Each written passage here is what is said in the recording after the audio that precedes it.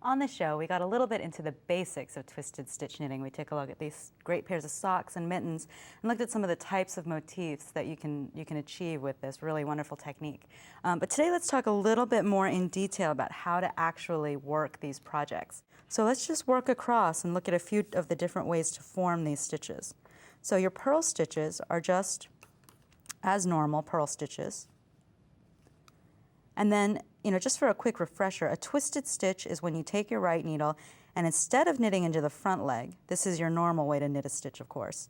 Instead of knitting into your front leg, you're actually going to just stick it all the way through the back. You're knitting into the back loop of the stitch. So you pull your yarn through, you can see that a little cross has been formed at the base of the V that's formed by that stitch.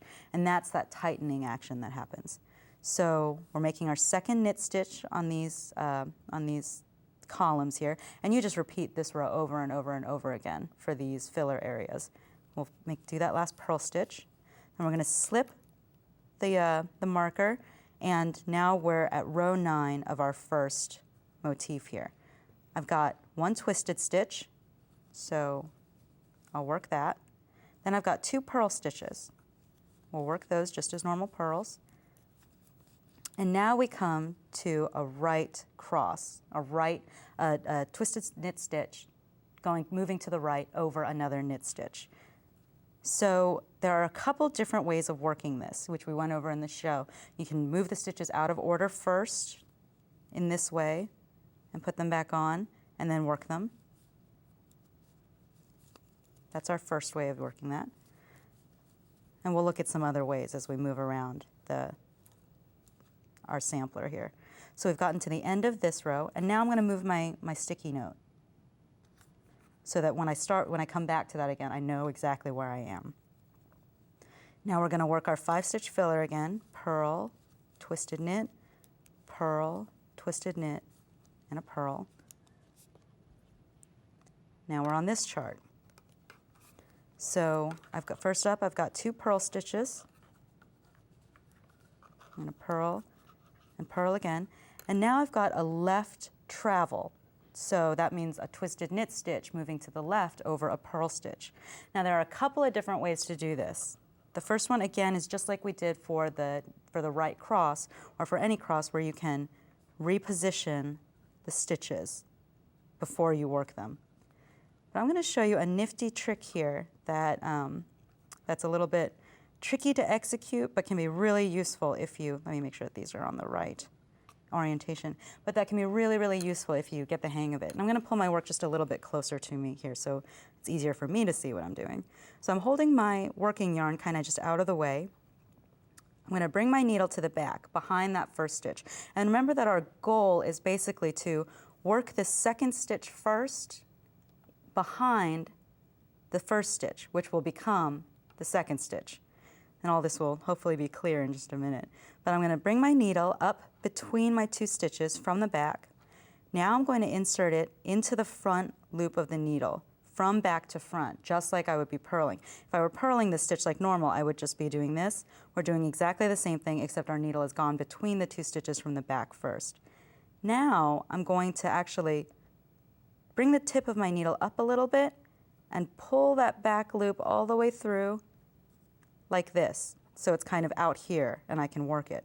Now I'm going to bring my yarn up and purl it like a normal stitch. Okay? Now I'm going to move my yarn to the back, and then I'm going to work this stitch through the back loop. So I've purled a stitch and then I've knitted a stitch, and I dropped both stitches off the needle. So now I've got my purl stitch first and my knit stitch on top. So it's a little bit tricky to execute, but it can save you a lot of time if you get used to working it. So now we're just going to continue working this chart. A knit, a purl, and then another knit. Slip our marker, work our 5-stitch repeat. And I almost forgot to move my post-it, which really goes to show you every time you finish a chart, you should always move it up. So you don't want to be at the end of your round and not remember which ones you moved and which ones you did not. So we finished that filler stitch, and now we're working, this is sort of a curious stitch. I'm on row 4, so I'm going to remember that, but I'm going to show you this first. This is basically a 2/2 cable, except all of the stitches within it are twisted. You can work it exactly the same as you would a regular cable, but all the stitches within it are twisted. And the look that you get is similar to that of a regular cable, except it has that kind of crisp definition that you get from twisted stitch knitting. So this row is just a plain knitted row. So we'll just knit 4 twisted stitches all at once, or one right after the other. Another filler area. Move that post-it. And now we're at this chart, which is a mirror image of the chart that we worked earlier. We're on row 9 of that. We're going to knit a twisted stitch, purl a stitch, knit a stitch. And now we're doing a right traveler, a knitted stitch moving to the right on top of a purl stitch. And in this case, we've got our purl stitch first and our knit stitch first. We want to work this knitted stitch first and then the purl stitch second.